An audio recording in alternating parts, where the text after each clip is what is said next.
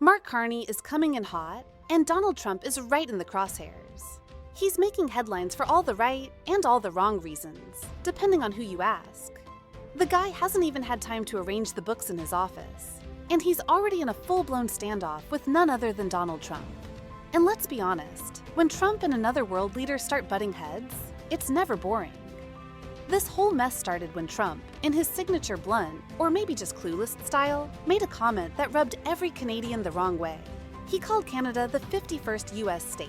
Now, if you know anything about Canadians, you know they are some of the friendliest people on earth, until you mess with their country. And Mark Carney, he's not the type to take that kind of insult lightly. So, in his very first speech as Prime Minister, Carney walked up to the podium, looked straight into the cameras, and said what every Canadian was thinking. America is not Canada. Canada will never, ever be part of the U.S. in any way, shape, or form. Boom. Mic drop. The internet went wild. Canadians cheered. And just like that, Carney cemented himself as the guy who's not afraid to go toe-to-toe with Trump. But here's the thing. Trump wasn't just making empty comments. He followed up his words with action, slapping a brutal 25% tariff on Canadian imports. And that's when things went from just another Trump controversy to a full-blown economic war. Canadian businesses started panicking, the stock market got a little shaky, and everyday citizens began feeling the hit. But the biggest reaction? Absolute fury. Suddenly, social media was flooded with calls to boycott American products, protests were breaking out, and even the most mild-mannered Canadians were getting ready to throw down. And Carney? Oh, he wasn't about to let Trump push Canada around.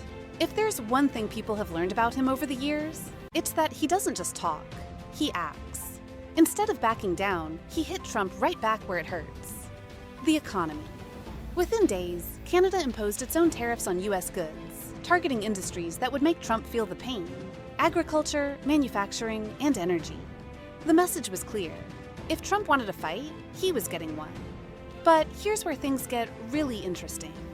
This isn't just about money. It's personal. Carney and Trump have a history, and it's not a friendly one. A few years ago, Carney straight up called Trump Voldemort. Yep, that Voldemort, the Dark Lord himself. And let's be real, Trump isn't exactly the forgive and forget type. So, now that Carney is in power, Trump is doing everything he can to make his life miserable. Except Carney isn't playing Trump's game. While Trump thrives on chaos, Carney is a strategist. He spent years running the biggest banks in the world, navigating global crises, and outsmarting some of the most powerful financial figures on the planet. So when Trump came at him with a punch, Carney didn't just duck, he hit back harder. And now, Trump is in an awkward spot. His tariffs are hurting American businesses, farmers are furious, and some of his own Republican allies are starting to question if this is a fight worth having. Meanwhile, Carney is looking like the ultimate underdog who refuses to back down. Canadians are rallying behind him like never before. His approval ratings are soaring, and even world leaders from Europe and Asia are taking notice. They see Carney as the guy who's willing to stand up to Trump, and they like what they see. Some are even talking about strengthening their trade ties with Canada, which would be a massive blow to the U.S. economy. So, what happens next? That's the million-dollar question. Trump is too proud to back down, but Carney isn't the type to get scared and retreat either. If anything, he's proving that he's more than just a financial expert. He's a leader who knows how to handle pressure and isn't afraid to throw a few punches of his own. The world is watching, tensions are rising, and one thing is clear. This fight is far from over.